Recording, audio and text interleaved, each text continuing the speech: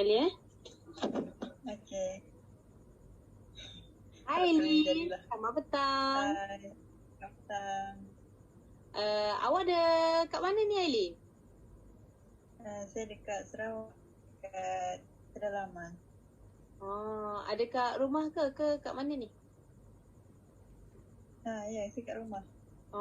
Rumah awak kat Sarawak. Okey.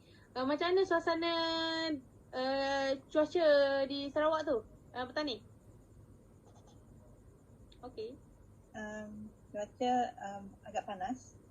Dia dah hari ni masuk dah tak ada hujan dah. Dah panas. Saya dekat Terengganu tau. Still hujan lagi, banyak banjir. So awak tak adalah ya banjir-banjir tu dekat rumah? Dah lepas. Dah lepas. Okey, tak apa. Okey, sebelum kita mulakan sesi ni, macam mana keadaan awak sekarang ni? Duduk tu. Selesa tak? Selesa dengan hadap kamera macam ni? Okey, kalau macam tu, saya kenalkan diri saya dahululah ya. Okey, nama penuh saya Nur Atira Syahirah binti Zali. Elin boleh panggil saya Irah je. Saya merupakan kaunselor pelatih lah. Kerana saya pelajar kaunseling di Universiti Malaysia Sarawak. Okay. Saya nak tanya terlebih dahulu lah. Aileen pernah hadir ataupun terlibat dengan sesi kaunseling sebelum ni? Di sekolah ke, mana ke? Aileen pernah terlibat? Ya, saya pernah buat sesi kaunseling dengan senior Unimas. I see. Dengan Aileen pun pernah hadir dengan sesi kaunseling. Boleh saya tahu apa yang Aileen faham dengan proses sesi kaunseling ni? Apa yang Aileen rasa lah? Sesi kaunseling ni bagi saya dia macam membimbing dan membantu kita yang ada masalah ni untuk menyelesaikan masalah. Betul lah tu. Dia nampak sesi kaunseling tu kan, dia kalau nak lebih detail lagi, dia proses sistematik macam tu ya. Dia ada dua individu antaranya, iaitu Aileen sebagai klien dan saya sebagai kaunselor lah. Peranan saya pula untuk bimbing Aileen, guide Aileen dengan isu yang Aileen kemukakan tu. Tetapi keputusan untuk penyelesaian untuk diri Aileen ada di tangan Aileen, bukan di tangan saya. Saya cuma bantu Aileen untuk guide lah, untuk Aileen membuat pilihan di akhir sesi itu. Dan peran Aileen juga sebagai klien juga mempunyai peranan lah, iaitu dengan menceritakan benda yang sebenarnya lah, yang terpendam dalam hati tu, yang di lubuk hati tu. So Aileen percayakan je saya, so saya juga akan percayakan Aileen. So benda ni akan bekerjasama, akan memudahkan lah proses kita ya. Okey. Kebetulan tu sebelum saya terlupa, sesi kaunseling ni mempunyai etika kerahsiaan tau Aileen. Okey. Apa yang Aileen cerita dekat saya, kita dah tak panjang mana-mana, kita habis kat sini je. Habis antara kita berdua je di sini, okey. Saya tak akan sebar lah ke mana-mana mana-mana cara atau apa pun. Tetapi sekiranya situasi berubah apabila keadaan dah tak terkawal, ini mungkin memudaratkan diri Aileen atau memberi kesan lah kepada orang sekeliling, saya akan mendapatkan rujukan lah daripada pihak berkenaan. Aileen okey dengan tu? Okey. Kalau Aileen okey, kita mulakanlah dengan sesi kaunseling kita hari ini. So, macam mana keadaan fizikal Aileen dengan macam mana keadaan Aileen hari ni, petang ni? Demam ke macam mana? Okey. Sihat? Sihat. Alhamdulillah. Okey, Aileen sihat. Macam mana pula dengan emosi Aileen? Aileen sedang rasa sedih ke? Bimbang ke apa sekarang ni? Macam terkedu ke? Saya okey. Okey. Jadi Aileen pun dah bersedia lah ya dengan untuk meneruskan sesi kaunseling ni. Okey, dengan sesi kaunseling ni Elin mesti ada cerita kan untuk Elin kongsikan dengan saya. So, bolehlah Elin bermula untuk kongsikan cerita yang Elin nak kongsi tu. Boleh? Okey, boleh. Apa yang Elin nak bagi tahu tu?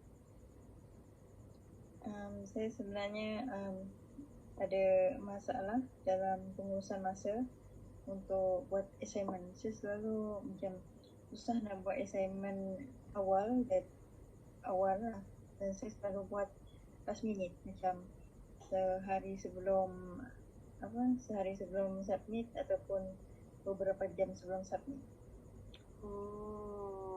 Daripada apa yang Elin cerita, apa yang saya faham, sekarang ni Elin mempunyai masalah untuk menyiapkan tugasan yang assignment Elin tu dengan lebih awal daripada due date yang ditetapkan. Macam tu yang Elin? Ya, saya. Okey. So, apa yang saya dapat, cara Elin sampaikan masalah tu, Elin merasa risau dan bimbang.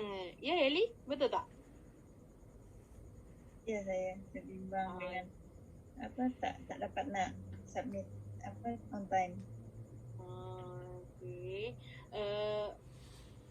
Situasi ni berkait dengan seseorang, dengan teammate ke macam mana ke, atau ni dari diri Elin?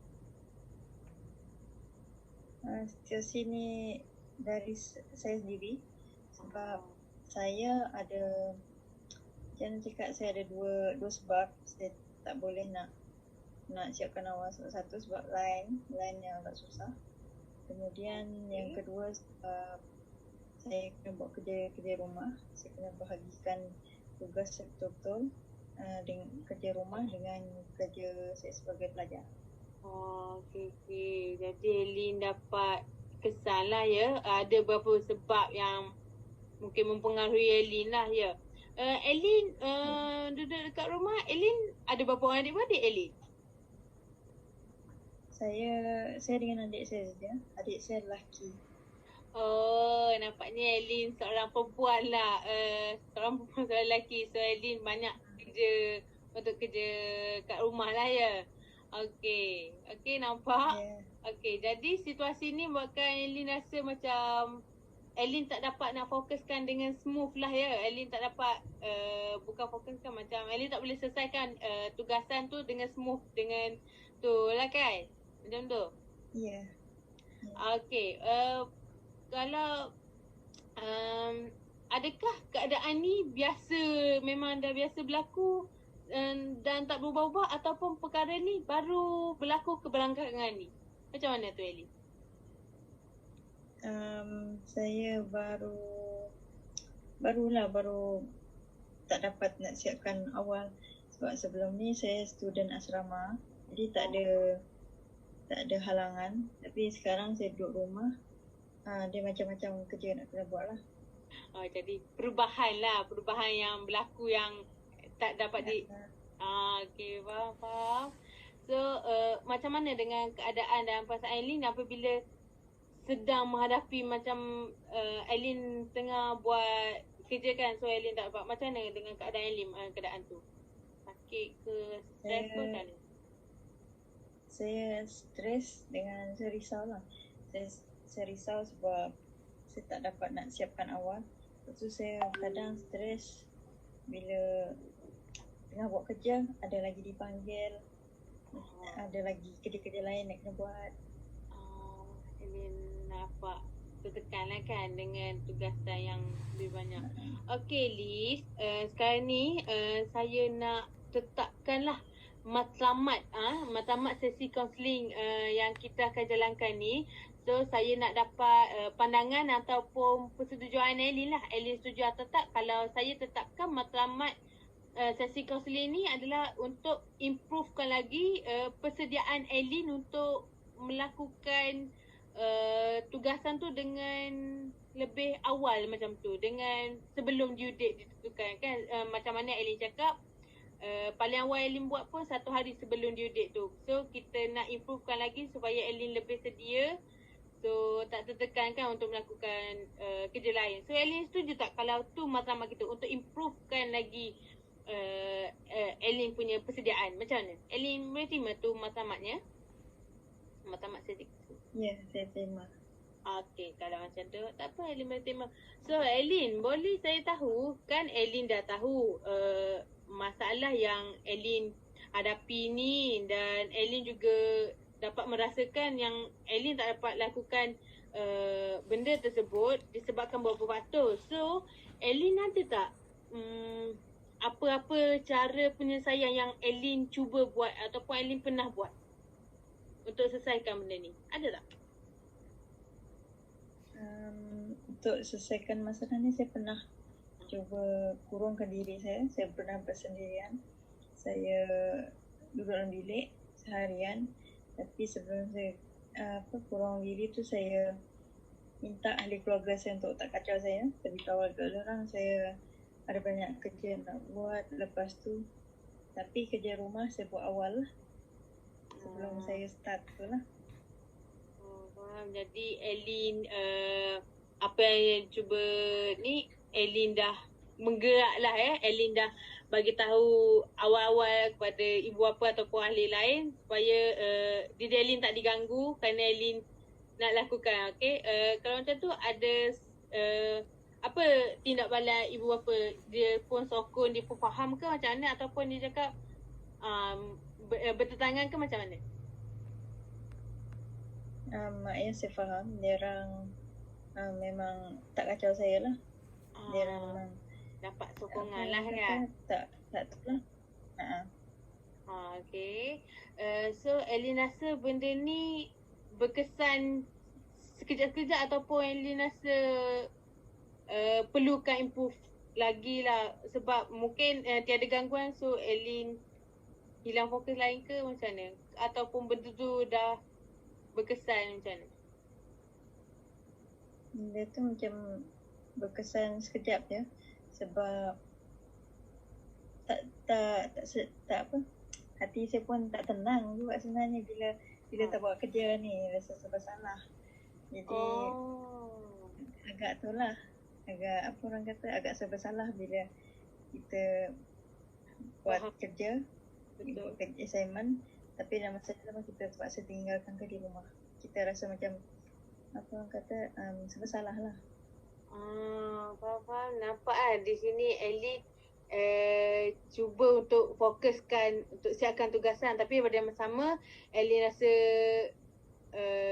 masa macam bimbang, macam bersalah dengan apabila tinggalkan family ataupun tugasan macam rumah macam tu ya. Itu yang Elin cuba sampaikan kan?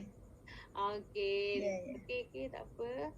Okay, yang tu kita dapat rungkaikan lagi. Tapi dekat sini saya nak mentionkan yang Elin dah sampai ke stage plan. Okay, Elin cuba untuk melakukan sesuatu untuk menyelesaikan masalah tu. Tetapi kita akan lebih detailkan lagi lah kan, apa keberkesanan ke macam mana tu. Okay, kita akan detailkan lagi apa yang perkara yang dapat bantu Elin untuk merasakan hati Elin rasa lega macam tu. Okay, so Elin saya rasa sampai sini saja. So dengan apa yang isu Elin bagi tahu maafkan saya isu yang Elin kongsikan kepada saya, iaitu Elin menghadapi masalah ya untuk menyiapkan untuk persediaan melakukan kerja tu dengan lebih awal lah kan.